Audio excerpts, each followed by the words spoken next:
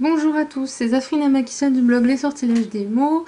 Je vais essayer de faire ça en moins de temps possible, mais là jusqu'à maintenant les tests font plus de demi-heure parce que j'ai énormément de lectures au mois de novembre, pas autant que d'habitude. Donc nouveau décor, cette fois-ci du matériel bien. Et là je vais vous faire une vidéo sur mes lectures du mois de novembre en espérant que ça fasse pas plus d'une demi-heure. J'aimerais bien arriver à 20 minutes maxi, mais je vous promets rien. Tous les livres que je vais vous parler dont je vais vous parler sont chroniqués sur le blog. Certains seront en ligne que début décembre, jusqu'au 5 décembre à peu près, il me semble. Donc toujours le même principe, moi je poste mes chroniques toujours les jours impairs, pardon, c'est toujours comme ça, quoi qu'il arrive. Donc sauf si j'ai des services presse en catastrophe, là je les poste sur les jours impairs. Ça peut arriver. Donc on va commencer tout de suite pour éviter d'arriver à 40 minutes de vidéo. Donc le tome 1 de Even Forest Darkwood de Andreas Deslak chez Hydralune. Coup de cœur immédiat. Si vous aimez le steampunk, le fantasy, la fantastique, le polar, qu'est-ce que j'ai oublié là-dedans, enfin bref, si vous aimez le mélange des genres, vous allez aimer. Si vous aimez le polar aussi, je pense beaucoup, puisqu'on suit Rhys Overlake, ou notamment Rhys Overlake, un enquêteur qui débarque à Darkwood. Et dès le début, on a une écriture 1, 2, 3. Je vous l'ai pas dit. Mais aujourd'hui, c'est pas... Voilà, il fait gris, c'est moche, il fait froid. C'est pas que j'ai froid, c'est que j'ai un torticolis, donc je dois maintenir au chaud mon cou et idéalement mes épaules, mais un peu compliqué. Et du coup, je suis un peu fatiguée, forcément. Mais bon, c'est pas grave, il vaut mieux que ce soit aujourd'hui. Que demain. Je peux pas vous dire pourquoi, mais demain en fait je vais devoir faire quelque chose d'assez physique et du coup voilà. Bref, pour en revenir à ce livre, donc l'autrice a une écriture cinématographique, elle a un univers extrêmement bien travaillé. Elle a en plus des personnages juste ciselés. J'ai bien dit ciselés. J'insiste sur ce mot parce que je trouve que la plupart des personnages dans les romans, généralement, ils sont géniaux. Il y en a la plupart sont géniaux, mais il y en a où on sait que c'est fictif, quoi. Que là, non. On pourrait vraiment les voir dans la vie de tous les jours. Rhys Overlake, c'est le gentleman britannique, comme on en voit souvent. Elle réserve beaucoup de surprises, cette dame-là, Lisbeth, je pense, par la suite. Bref, j'ai adoré. J'en ai voulu pour une raison à l'autrice. On en a parlé. Elle m'a juste donné envie de me jeter sur la suite, bien évidemment. Sauf que je vais vous expliquer pourquoi j'ai pas pu le faire. Donc ce sera début d'année prochaine, je pense. J'espère. Voilà. À lire de toute urgence, si vous voulez en savoir plus, direction le blog. Celui-là, j'ai commencé en octobre, un livre sur les personnages des animaux fantastiques. Pour résumer ce livre, je l'ai trouvé inutile. Que vous ayez vu ou pas le film, lu ou pas le livre tiré du film. Voilà, pas beaucoup d'utilité, même aucune, parce qu'en fait, à part la beauté du livre, j'ai rien appris. Absolument rien. Donc voilà, j'ai un peu gaspillé mon argent. Un peu de déception. Ensuite, ce livre-là, en partenariat avec Book en Stock, des blogueuses super gentilles, beaucoup bourrées d'humour, un peu folle aussi quand même, j'ai le droit de le dire, je pense. Folle, mais dans le sens très doux et très positif du terme. Moi-même, j'ai mon petit côté folle, mais bon, vous le voyez pas forcément. Ou si vous l'avez vu, enfin, tant mieux, tant mieux. Donc, Les Sœurs Carmine de Ariel Holz, j'espère que je prononce bien le nom, pardon sinon. Chez Mnemos, collection Naos, pour bien que ça rime. Donc, on suit 3 sœurs, il y a Tristabel, Mériver et Dolorine, qui vivent à Grisaille, une ville donc où il y a la brume, où bref il y a beaucoup de morts, bref, et ça, alors ça paraît morbide, mais comme vous le voyez, et je pense que ça va passer à la caméra, ici, ils disent que c'est dans l'univers Tim Burton. Au début je me dis, moi, enfin tu dis ça, prouve-le-moi un peu quoi, parce que c'est facile à dire, et oui, je confirme, c'est bien dans l'univers Tim Burton. Là vous demandez qu'est-ce que je suis en train de faire. Je suis en train de vous chercher un petit quelque chose dans le livre parce que l'intérêt de ce livre, c'est aussi sa qualité graphique. Puisque oui, l'éditeur a fait un très très beau travail sur le livre. On a aussi le journal intime de la petite sœur de Laurine, qui est à mourir de rire. Franchement, je me suis très très très amusée sur ce livre. Beaucoup d'ironie, beaucoup d'humour, même sur la mort, hein, parce qu'il n'y a aucun sujet qui ne passe pas. Au contraire, c'est même les endroits où c'est le plus drôle. Je n'irai pas jusqu'à dire que j'ai rigolé. Enfin, si, il y a un passage où j'ai rigolé vraiment. Et quand vous commencez à le lire, honnêtement, moi, quand j'ai commencé à le lire, j'ai été extrêmement surprise par l'écriture. Et extrêmement surprise par ce qu'il proposait comme écriture. J'en dis pas plus. C'est un premier roman et j'ai adoré. Pourtant, je suis toujours sceptique sur le premier roman. Donc, c'est vous dire la qualité. Foncez.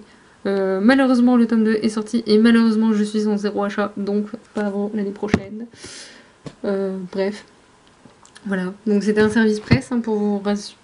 Je vous explique pourquoi c'est des services presse. Hein. C'est que à cause ou grâce à, on va voir. J'ai pas encore lu la suite de Evan Forest. Service presse suivant. Catherine Loiseau, toujours chez Hydra Lune, a écrit ceux du Mercure tome 1 Kéris. Donc on suit l'histoire du capitaine Honoré Rochelaire notamment dans la ville de Kéris. Et en fait, son but avec son armée, c'est de détruire les abominations. C'est du steampunk, avec un univers Lovecraftien apparemment, mais j'ai jamais lu Lovecraft pour l'instant. Je dis bien pour l'instant, j'en ai un, mais je suis un peu refroidie pour le lire pour l'instant. J'ai beaucoup aimé. J'ai juste eu un peu de mal avec lui parce que je trouve que c'est un stéréotype affligeant. Un peu plus subtil que ça au final, mais bon. Il y a Artemis l'infirmière aussi, où je l'ai pas dit dans la chronique, mais parce que j'ai peur de spoiler un peu. Mais disons que sur la fin, elle fait un choix que j'aurais pas cru qu'elle ferait. Je sais pas si je suis déçue ou pas, mais je suis pas d'accord avec son choix en tout cas. Bref, c'est un choix personnel. Et Ripley qui est mon personnage chouchou, voilà. Et surtout sur ce qui se passe à la fin, c'est triste.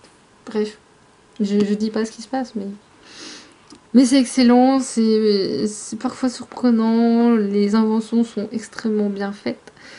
Si vous allez sur la page Pinterest de l'autrice, enfin je crois que c'est elle qui la gère, je suis pas sûre. Il y a des illustrations, des dessins, des décors, des personnages, etc. pour vous donner une idée si vous n'êtes pas sûr. Attention à ne pas vous spoiler, parce que moi j'ai le malheur de feuilleter un peu sur la page du tome 2. Et j'ai dit non, non, non, non, non, t'as rien vu. Voilà. Donc c'était pas mal, c'était sympa. Si vous aimez tout steampunk et Lovecraft, ça vous plaira bien. Les éditions des Crescenzo, dont j'ai déjà parlé sur le blog, une maison d'édition qui me tient à cœur, qui en plus sont super sympas, puisque suite à l'interview, l'éditeur m'a proposé un service presse. J'en ai eu 2, je vais vous parler du deuxième en même temps d'ailleurs, parce qu'ils sont plus ou moins liés sans le vouloir. J'ai choisi, c'est moi qui ai choisi. Donc il y a La Remontrance du Tigre de Park Ji-won, j'espère que je prononce bien, sinon pardon. Donc ça c'est un recueil de nouvelles à l'époque médiévale en Corée. Et là c'est un essai sur la littérature coréenne de Jong Myung-kyo. Si je prononce mal, pareil, je suis désolée. Les deux sont liés, pourquoi? Parce que là on parle de l'époque médiévale en Corée. J'ai appris énormément de choses, notamment par le biais de la dernière nouvelle, puisque j'ai un livre qui est un peu lié. Je ne le savais pas, je connaissais pas cet aspect historique de la Corée. J'espère que c'est plus d'actualité surtout. Sinon ça craint. On est au XXIe siècle quand même. Enfin bref.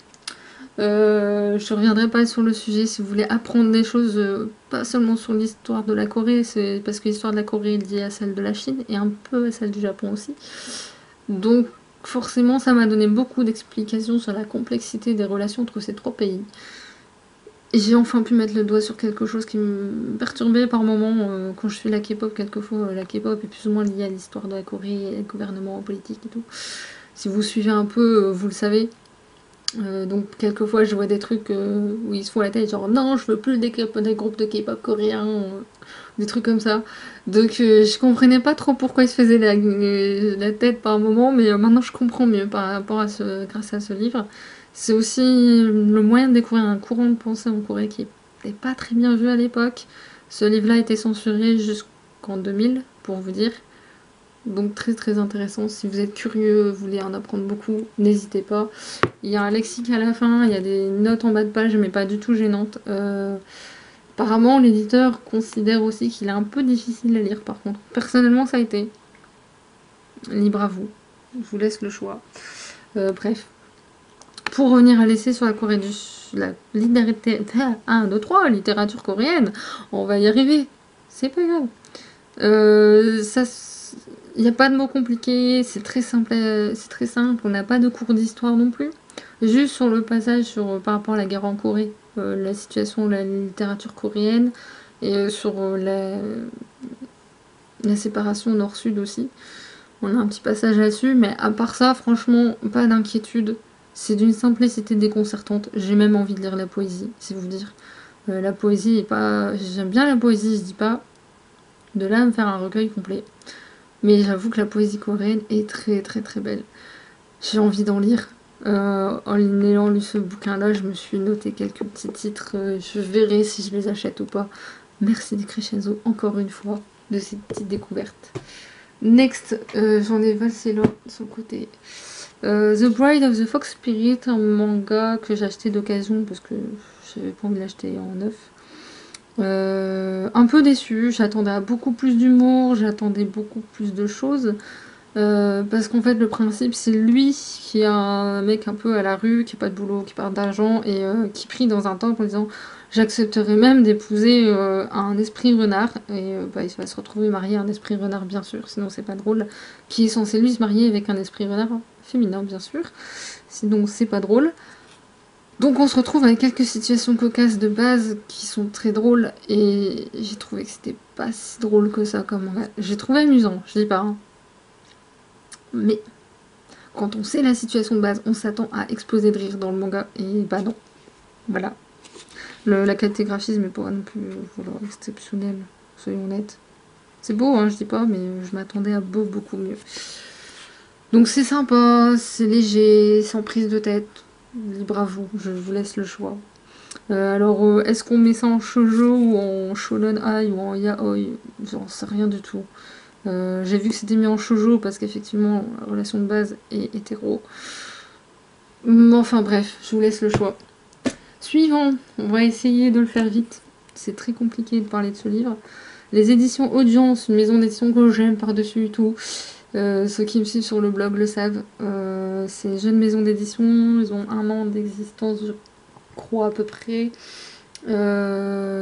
Dirigé par mon auteur chouchou Didier Armand, donc rien qu'avec ça vous avez compris que un jour je ferai peut-être une vidéo exprès sur Didier Armand si ça vous intéresse. Donc premier roman de cette autrice Isabelle Lefort qui a fait tellement de choses dans sa vie que je vais même pas vous faire la liste. Je la remercie d'ailleurs pour son avis sur ma chronique. J'ai eu un petit retour, ça me fait plaisir. Ça me fait plaisir surtout d'avoir réussi ma chronique parce que j'ai galéré sur ce livre. C'est un livre complexe. C'est pas le genre de livre où vous allez dire j'aime ou j'aime pas. C'est le genre de livre où soit vous êtes ouvert d'esprit, soit vous ne l'êtes pas. C'est radical. La preuve, c'est que les retours que pour l'instant on a sont très très partagés. Soit ils ont pas aimé, soit ils ont adoré. Donc c'est vous dire. On suit Jeanne qui est une femme de 40 ans qui est perdue dans sa vie et justement elle est tellement perdue que on a un peu perdu comme lecteur aussi. Mais on pardonne très vite parce qu'on dès qu'elle commence à trouver son chemin et sa voie, on va être pareil en fait. On va aussi trouver le chemin et je pense que l'autrice a fait le choix volontaire de mettre des passages artistiques aussi, puisque l'héroïne est une artiste. Enfin, va le devenir ou est, je sais pas trop, mais du coup, je pense que c'est une volonté de l'autrice. Apparemment, j'ai raison. Ça m'a un peu perturbée parce que j'ai pas l'habitude de lire un livre comme ça, c'est déroutant. Mais au final, j'ai dit, c'est pas plus mal. Personnellement, ça me dérange pas plus que ça. En plus, j'ai mis 1 semaine à percuter parce que lui, c'est le genre de livre qui fait réfléchir en plus. J'ai mis 1 semaine à percuter que ce livre était écrit se situait en 1998-99, donc c'est vieux. Et je me suis dit, bah la France a pas changé, hein. Ça craint. Ça craint volontiers. Mais on parle d'immigration, d'homosexualité féminine et masculine. On parle de l'art et des difficultés à travailler dans ce milieu-là. On parle des difficultés au sein de sa famille, des relations conflictuelles, du passé, l'impact que ça peut avoir sur la vie actuelle, au futur. ça dépend comment on voit les choses, de l'adoption, de l'administration et de ses caprices, bref, des tas de choses qui n'ont pas changé. Et c'est à la fois flippant et en même temps c'est rassurant que l'autrice en ait parlé dans ce livre. Donc je suis très très partagée, je peux pas vous le recommander parce que ça plaira pas à tout le monde, il faut être quand même avoir une sacrée ouverture d'esprit je pense. J'ai eu un peu de mal au début mais au fur et à mesure on est vraiment entraîné par l'écriture. On n'est pas toujours d'accord avec les choix du personnage. Moi personnellement, sur un point j'étais un peu dubitative, enfin pas dubitative mais pas forcément d'accord. Je sais pas trop ce que j'aurais fait à sa place en fait. Donc bon, à vous de voir. Si vous n'êtes pas sûr sur ce livre-là, je vous conseille tous les autres livres de la maison d'édition. Je peux pas vous recommander celui-là par contre parce que je l'ai pas encore lu. Donc à part celui que je viens de vous montrer que j'ai pas encore lu, les autres je les ai tous lus et ils sont tous géniaux. Voilà. Suivant, Les Porteurs de Katkueva, le tome 2 Gaël. Donc c'est du point de vue de Gaël. Pour résumer l'histoire de base, parce que je vais pas vous spoiler le tome 2, c'est un peu bête. Le tome 1, on est dans une société futuriste dans laquelle les enfants naissent hermaphrodites et à 16 ans ils doivent choisir d'être un homme ou une femme, sauf pour certains qui sont des porteurs. Ceux-là ne peuvent pas choisir tout de suite, ils ont des traitements, des médicaments à prendre, etc. pendant X années. Et du coup, dans le premier tome, Matt se découvre porteur forcément, ça va pas être un spoiler je pense. Et je dis pas ce qui se passe dedans, sinon je vais tout vous spoiler, mais à la fin du tome 1, je m'inquiétais de lire l'histoire du point de vue de Gaëlle, vu ce qui se passe dans le tome 1, je pensais que j'allais la détester, et au final pas du tout. J'ai compris pourquoi elle avait fait certains choix, pourquoi elle avait fait certaines choses. Maintenant, je sais pas du tout si j'aurais réagi de la même façon qu'elle. J'en ai aucune idée, je suis incapable de le dire. J'ai trouvé l'histoire très intelligente, écrite toujours de manière aussi intelligente. Elle se contente pas, l'autrice, de réécrire l'histoire du point de vue de Gaëlle, parce que Gaëlle a vécu des choses complètement différentes que Matt. C'est d'autant plus intéressant. Et on va encore plus loin dans l'histoire, j'ai appris énormément de choses, et l'autrice s'amuse toujours à dénoncer les laboratoires pharmaceutiques et leurs idées de se faire de l'argent sur le dos des gens. Voilà, pour résumer. Il n'y a pas que ça, hein. Il y a des tas d'autres choses. Il y a les gouvernements, il y a la censure, il y a plein de trucs qui sont dénoncés. Et fait avec brio et intelligence. C'est toujours ça que je mets en avant. Je m'arrêterai pas, j'insisterai encore longtemps. Mais lisez-le, c'est une très très très très bonne dystopie. Ne vous arrêtez pas aux couvertures, parce qu'une fois que vous aurez lu le livre, vous comprendrez la couverture. Alors après, sur les tomes suivants, vous regardez la couverture et vous dites « Alors, de quoi ça va parler ?» Bref, vous cherchez la signification qui va se cacher dans la couverture. Donc c'est un bijou. Voilà, je vous le recommande puissance 1000. Suivant, que j'ai acheté en salon du livre jeunesse, j'avais lu De Cap et de mots de Flore Vesco, que j'avais beaucoup aimé, je trouvais ça amusant comme tout. Du coup, j'ai su qu'elle venait au salon du livre jeunesse pas loin de chez moi. Je me suis ruée là-bas, donc c'est chez Didier Jeunesse. En fait, on suit donc Louis Pasteur, je vais pas vous le présenter. Hein. Pour les plus jeunes qui ne le connaissent peut-être pas, il a inventé le vaccin. Enfin bref, vous regarderez. Enfin, vous lisez les. Pour ceux qui connaissent pas Louis Pasteur, en fait, vous contentez-vous de lire le livre et il y a sa bio à la fin, en fait. Donc, je trouve que ce livre, en plus, a un côté éducatif incroyable, pédagogique aussi. Et tu t'amuses, on s'amuse en plus en lisant le livre parce que l'autrice a fait le choix de mettre des mots compliqués, des trucs.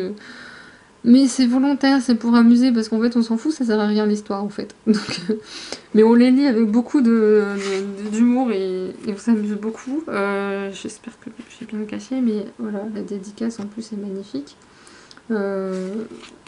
Voilà, elle est super sympa et elle m'avait dit quelque chose lors de la dédicace et je m'étais dit, tiens, je suis surprise qu'elle me dise ça. Et en lisant le livre, dès le début, j'ai compris pourquoi elle m'a dit ça. Je suis d'accord sans être d'accord avec ce qu'elle me dit. D'accord dans le sens où, effectivement, c'est son deuxième livre, donc il y a une amélioration dans le style, il y a une amélioration, on sent que c'est là. Son premier livre reste super bien, hein, je dis pas le contraire. Mais en même temps, son premier livre, je pense pas qu'elle aurait pu faire mieux. Soyons honnêtes. Donc, enfin, c'est mon avis, hein, je précise encore, mais Mais ce livre-là est vraiment très bon aussi. Très très très bon. Si vous voulez amuser les enfants, même moi, je suis plus âgée, beaucoup plus âgée. Mais j'ai adoré le livre, je me suis bien amusée et en plus il est un peu addictif quand même. Donc du bon, Flore Vesco, faut la suivre. Suivant, lu hier ou avant-hier, je sais plus. Je l'ai fini hier je crois. Avant-hier que j'ai fini. Grisha, tome 1 de Les Bardugo, que je ne présenterai pas, ça ne sert à rien. Donc je m'attendais à quelque chose d'aussi bon que Six of Crows et en fait j'ai été déçue. Parce qu'en fait j'ai trouvé que c'était beaucoup de facilité, de choses qu'on trouve dans beaucoup de livres de ce genre là. Le triangle amoureux, les rebondissements qu'on voit venir à 100 km, ce genre de choses. Et en plus beaucoup de blogueurs l'ont adoré et lu récemment, donc je pense que j'en attendais peut-être un peu beaucoup. Donc je sais pas trop, j'ai aimé quand même, mais voilà. Mais pourquoi un livre de ce niveau-là? J'attendais mieux quand on sait ce qu'elle a écrit, Six of Crows. On va dire c'est tout. C'est tout.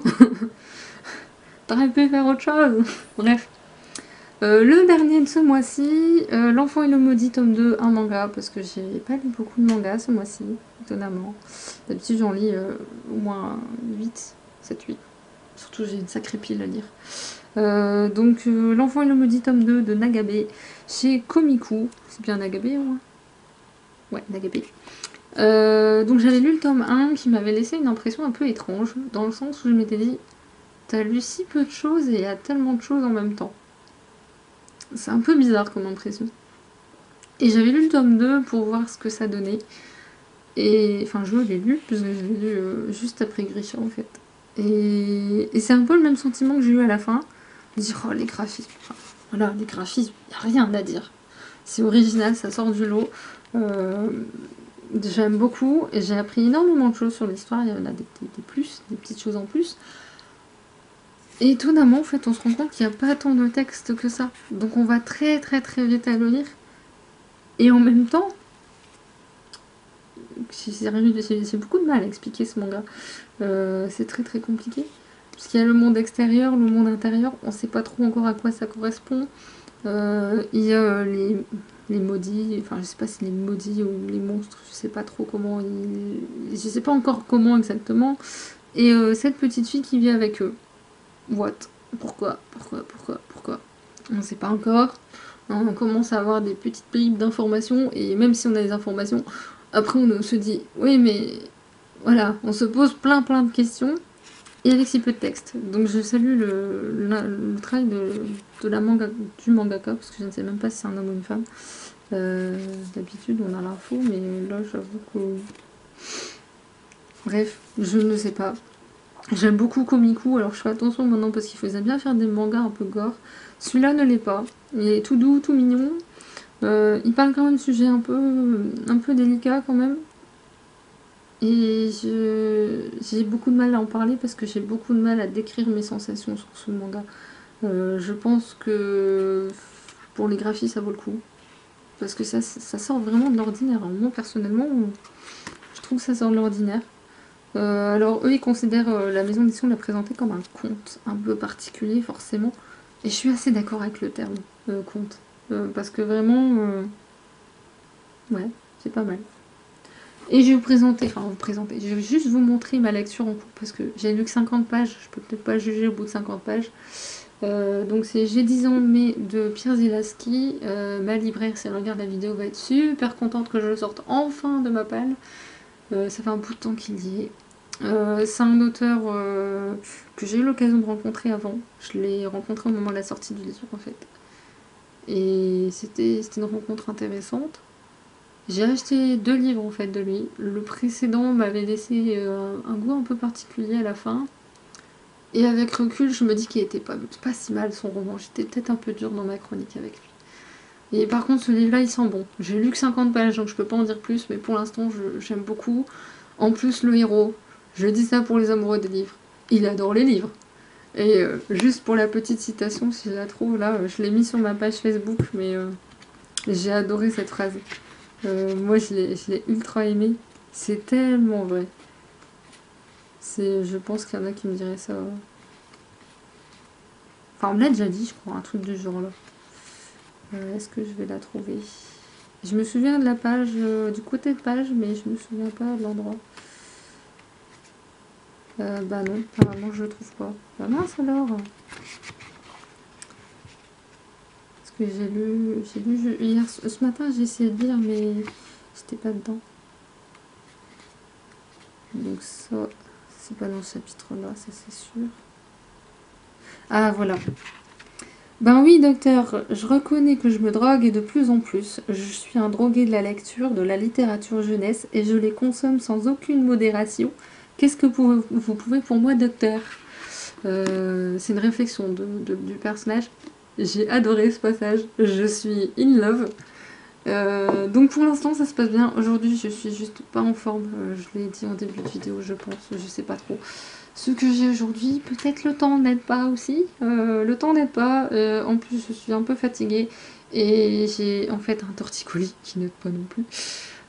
Donc voilà, j'ai un petit peu de mal aujourd'hui. Donc j'espère que la vidéo passera. J'espère que je suis pas encore... je sais pas combien de temps j'ai encore de vidéo parce que mon truc il veut bien enregistrer une demi-heure mais pas plus en fait. Donc c'est pour ça que j'ai galéré. Là depuis ce matin j'y suis dessus.